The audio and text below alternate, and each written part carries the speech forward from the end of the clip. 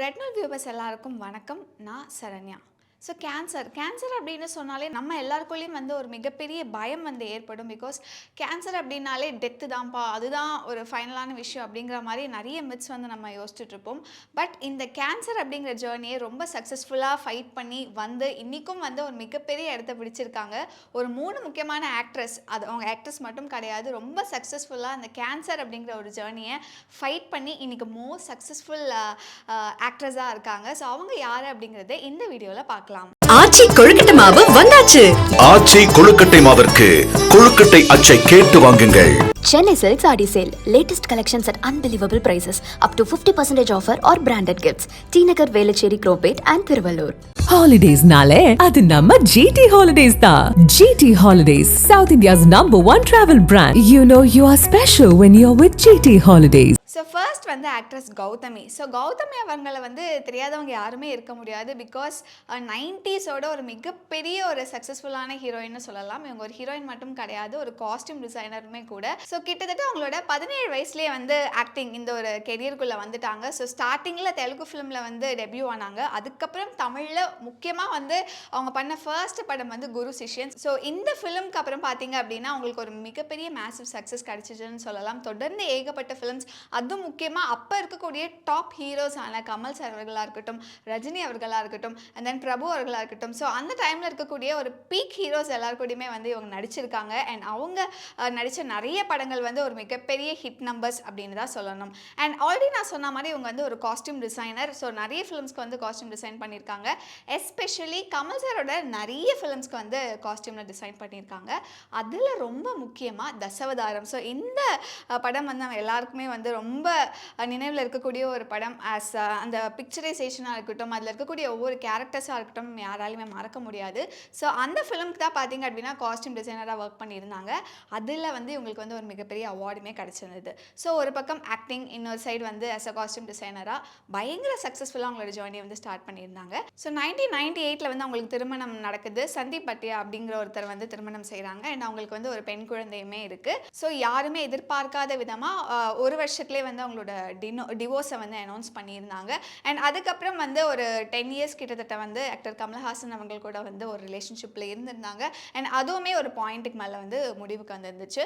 So என்னதான் career அவங்களுக்கு பயங்கர சக்ஸஸ்ஃபுல்லாக இருந்துச்சு அப்படின்னாலுமே பர்சனல் லைஃப் அவங்களுக்கு ஒரு சின்ன ஒரு டிசாஸ்டராக இருந்துச்சு. ஸோ ஆஸ் அ சிங்கிள் பேரண்ட்டாக அவங்களோட குழந்தைய வந்து வளர்க்கணும். ஸோ அந்த ஒரு மிகப்பெரிய ரெஸ்பான்சிபிலிட்டி ஒரு சைடு இருந்தது.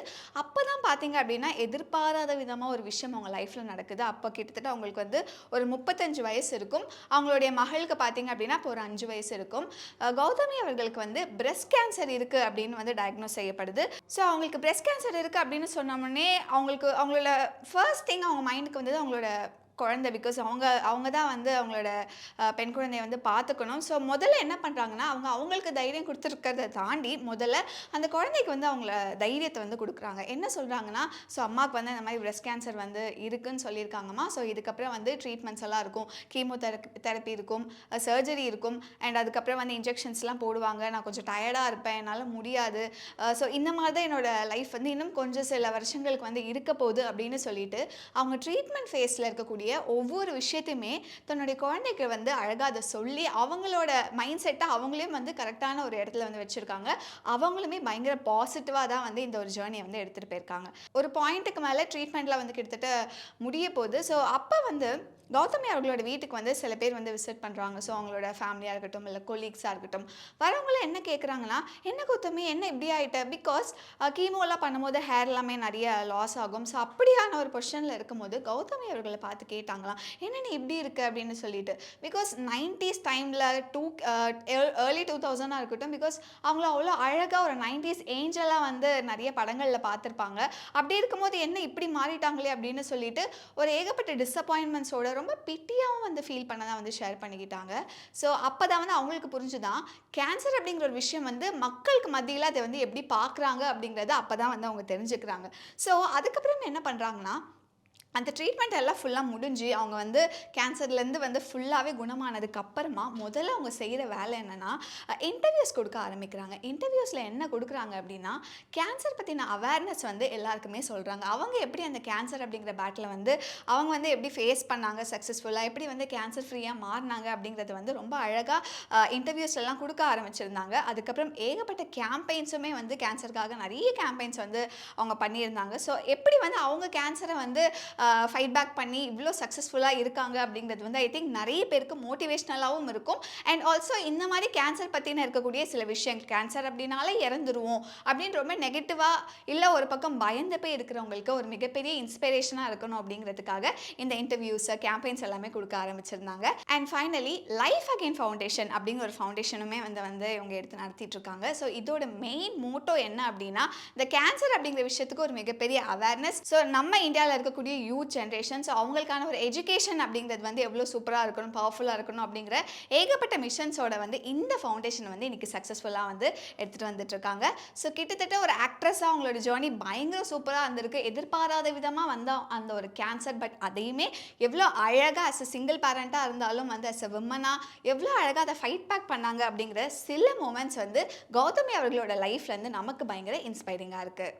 And next actress Manisha Koirala. So இவங்களுமே வந்து எல்லாருக்கும் ரொம்ப பிடிச்சமான ஒரு ஆக்ட்ரஸ். 90s வந்து ஐ திங்க் எல்லாருக்குமே ரொம்ப ரொம்ப ஃபேவரட்டான ஒரு ஆக்ட்ரஸாக வந்து இருந்திருப்பாங்க. ஸோ இனிஷியலி அவங்க வந்து நேபாளில் வந்து பிறந்திருந்தாங்க. ஸோ ஸ்டார்டிங்கில் அவங்களோட கெரியர் வந்து மாடலிங்கில் ஸ்டார்ட் பண்ணாங்க. அதுக்கப்புறம் இன்ட்டு ஆக்டிங் வந்திருந்தாங்க. ஸோ ஆக்டிங்கில் ஃபஸ்ட் வந்து அவங்க நேபாளி ஃபிலிம்ஸில் தான் வந்து ஆக்ட் பண்ண ஸ்டார்ட் பண்ணாங்க.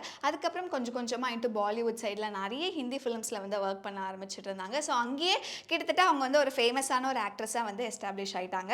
அதுக்கப்புறம் தமிழில் தான் வந்து 1995 நம்ம யாராலுமே மறக்க முடியாத ஒரு படம், மணிரத்னம் சார் அவர்களுடைய டைரக்ஷனில் அரவிந்த் சாமி அவர்கள் கூட வந்து மனிஷா கொய்ராலா நடிச்சிருப்பாங்க.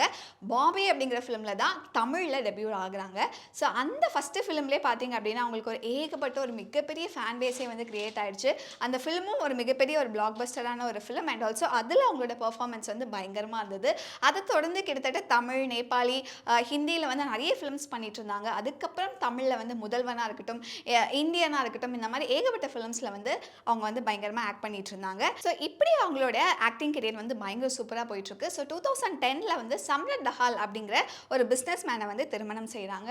அண்ட் கொஞ்சம் வருஷத்துலேயே பார்த்தீங்க அப்படின்னா அண்ட் ஆல்சோ அவங்களோட டிவோர்ஸையுமே வந்து அவங்க வெளியே சொன்னாங்க. கிட்டத்தட்ட அப்போ 2012 வந்து ஒரு பக்கம் அவங்க வந்து இந்த மாதிரி ஒரு டிவோர்ஸ் அப்படிங்கிற விஷயத்தை வந்து அனௌன்ஸ் பண்ணுறாங்க. அது கூடவே வந்து எதிர்பாராத விதமாக வந்து அவங்களுக்கு வந்து கேன்சர் இருக்குது அப்படிங்கிற விஷயத்தையுமே வந்து சொல்லியிருந்தாங்க. ஸ்டேஜ் 4 ஓவேரியன் கேன்சர் வந்து அவங்களுக்கு வந்து டயக்னோஸ் செய்யப்பட்டிருந்தது. ஸோ 2012 ஐ திங்க் அவங்க லைஃப்பில் ரொம்ப ரொம்ப ஒரு பெரிய கஷ்டமான ஃபேஸ். பிகாஸ் ஒரு சைட் டைவர்ஸ், இன்னொரு சைடில் பார்த்தீங்க அப்படின்னா ஸ்டேஜ் 4, அதுவும் வந்து ஒரு லாஸ்ட் ஸ்டேஜ் ஆஃப் ஓவேரியன் கேன்சரில் இருந்தாங்க. ஸோ ஃபஸ்ட்டு அவங்களுக்கு கேன்சர் அப்படின்னு சொன்னதுமே முதல் விஷயம் அவங்களோட அக்செப்ட் பண்ணிக்க முடியல. இன் ஜென்ரல் ஐ திங்க் எல்லாருக்குமே இருக்கக்கூடிய மைண்ட் செட் இதுதான். பிகாஸ் நமக்கு ஒரு நோய் வந்து நமக்கு வருது அப்படின்னா நமக்குள்ளே நிறைய கொஸ்டின்ஸ் வரும்ல. நான் ஹெல்த்தியாக தானே இருக்கேன், எனக்கு எந்த கெட்ட பழக்கமே இல்லையே, ஆனால் ஏன் எனக்கு இது வந்துச்சு அப்படின்னு ஃபஸ்ட் அதை அக்செப்ட் பண்ணிக்க மாட்டோம். ஸோ இனிஷியலாக அவங்களுக்குமே அப்படி தான் இருந்திருக்கு. இனிஷியலாக அவங்களால தனக்கு கேன்சரா அப்படிங்கிறத வந்து அக்செப்ட் பண்ணிக்க முடியல. செகண்ட் விஷயம் வந்து கேன்சர் அப்படின்னோடனே எல்லாருக்கும் வர்றது வந்து இறந்து போயிடுவோமோ அப்படின்னு. ஸோ கிட்டத்தட்ட அவங்களுக்குமே அந்த டைமில் வந்து நம்ம இறந்துருவோமோ அப்படிங்கிற மாதிரியான நிறைய கொஸ்டின்ஸ், நிறைய நெகட்டிவான விஷயங்கள் தான் வந்து அவங்களுக்குமே தோண ஆரம்பிச்சிருக்கு.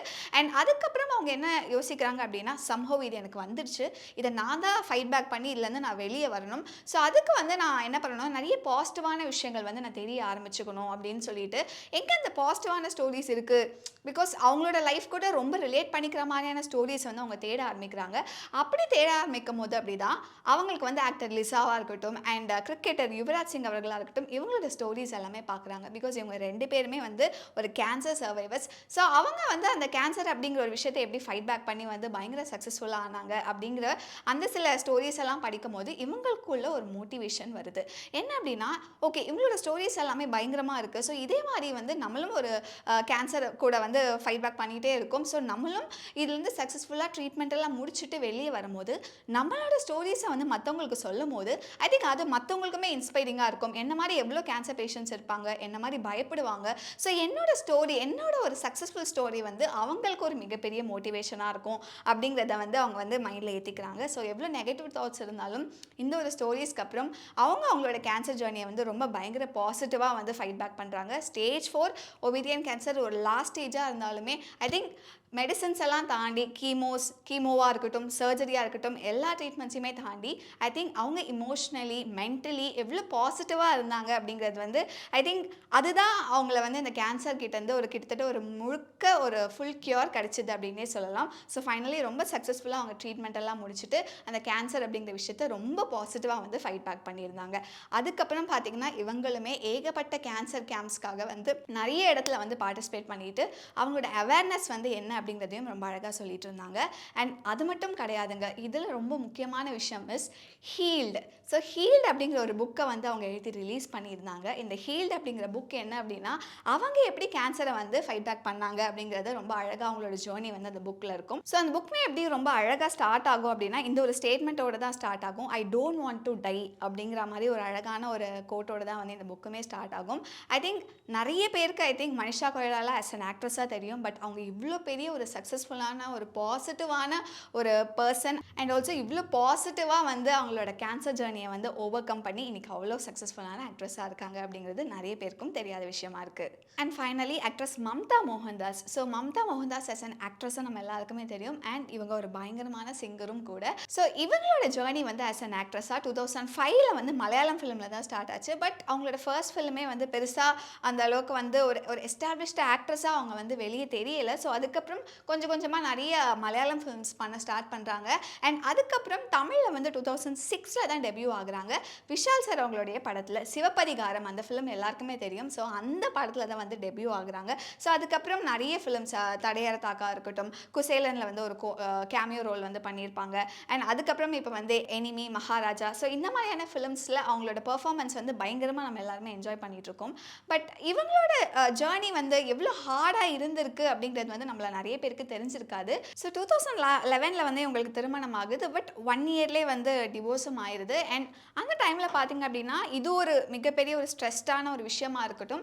இன்னொரு சைடு வந்து அவங்களுக்கு வயசு 23 வயசில் வந்து அவங்களுக்கு வந்து கேன்சர், அதாவது ஹாட்கின்ஸ் லிம்போமா அப்படின்னு சொல்லுவாங்க. இது ஒரு கைண்ட் ஆஃப் பிளட் கேன்சர்னு சொல்லலாம். இந்த ஒரு கேன்சர் வந்து அவங்களுக்கு இருக்கிறது தெரிய வருது. 23 நம்ம எல்லாம் யோசிச்சு பார்க்கும்போது ஒரு ஆக்ட்ரஸோட லைஃப்பில் ஐ திங்க் அந்த 20 to 30 வந்து ரொம்ப ரொம்ப முக்கியமான ஒரு ஃபேஸ். பட் அதில் அவங்களுக்கு 23 வயசில் கிட்டத்தட்ட கேன்சர் அப்படின்னு தெரிய வரும்போது ஐ திங்க் அவங்களுக்கு ரொம்ப ஷாக்கிங்காக இருந்திருக்கு. அண்ட் ஆல்சோ அவங்க என்னெல்லாம் யோசிக்க ஆரம்பிச்சிட்டாங்க அப்படின்னா ஒரு இன்டர்வியூலையுமே சொல்லியிருந்தாங்க, ஒருவேளை நம்ம சின்ன வயசில் இருக்கும்போது நிறைய பொய்யெல்லாம் சொல்லியிருப்போம்ல. ஸோ அந்த நம்ம பொய்யெல்லாம் அம்மா அப்பா கிட்ட பொய்யெல்லாம் சொல்கிறதுனால அதனால இது ஒரு கர்மா மாதிரி நமக்கு இந்த கேன்சர் வந்துருச்சோ அந்த அளவுக்கு நிறைய யோசிக்க ஆரம்பிச்சிட்டாங்க. பிகாஸ் 23 அப்படிங்கிறது வந்து டூ ஏர்லி இந்த மாதிரி கேன்சர் அப்படிங்கிற விஷயம் டயக்னோஸ் பண்ணுறதுக்கு. ஆல்சோ ஒரு ஆக்ட்ரஸாக பயங்கர சக்ஸஸ்ஃபுல்லாக இருந்தாங்க அந்த டைமில். அப்படியே ஒரு பீக்கில் இருக்கும் போது இப்படி ஒரு கேன்சர் அப்படிங்கிற விஷயம் ஆக்சுவலி உங்களுக்கு பயங்கர ஷாக்கிங்காக இருந்திருக்கு.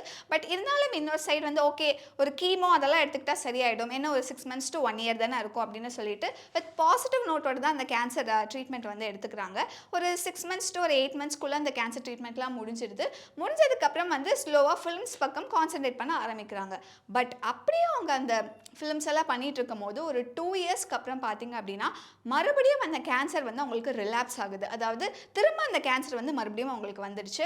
அதுக்கப்புறம் தான் அவங்களுக்கு தெரிய வருது. ஸோ இந்த ஒரு கேன்சர் கிட்டத்தட்ட ஒரு 3 வருஷமோ 5 வருஷத்துக்கு ஒரு வாட்டி நம்மளை ஏதோ ஒரு வகையில் அது டிஸ்டர்ப் தான் பண்ண போது, நம்ம தான் கொஞ்சம் ஸ்ட்ராங்கராக வந்து ஃபைட் பேக் பண்ணணும் அப்படின்னு சொல்லிட்டு ரொம்ப பாசிட்டிவாக அந்த ஒரு விஷயத்தை எடுத்துக்கிட்டாங்க.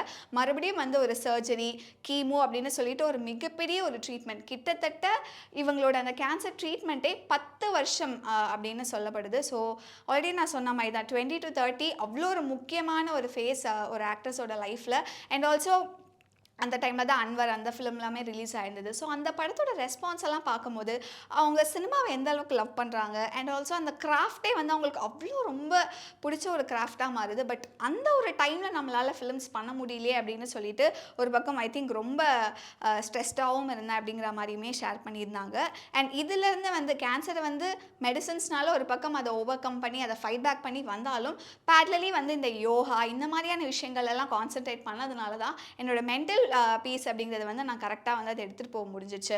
ஸோ தோ டிப்ரெஸ்டு ஸ்டேட்ஸ் எல்லாமே எனக்கு இருந்தாலுமே ஐ திங்க் அதை நான் ரொம்ப பாசிட்டிவாக தான் ஹேண்டில் பண்ணேன். ஒரு பாயிண்ட்டுக்கு மேலே ஒரு 30 இயர்ஸ்லலாம் கிட்டத்தட்ட எனக்கு வந்து 23 இயர்ஸில் நான் எப்படி யோசிச்சேனோ அந்த மாதிரி நான் யோசிக்கல. ரொம்ப பாசிட்டிவாக ஃபைட் பேக் பண்ணேன் அப்படின்னு சொல்லியிருந்தாங்க.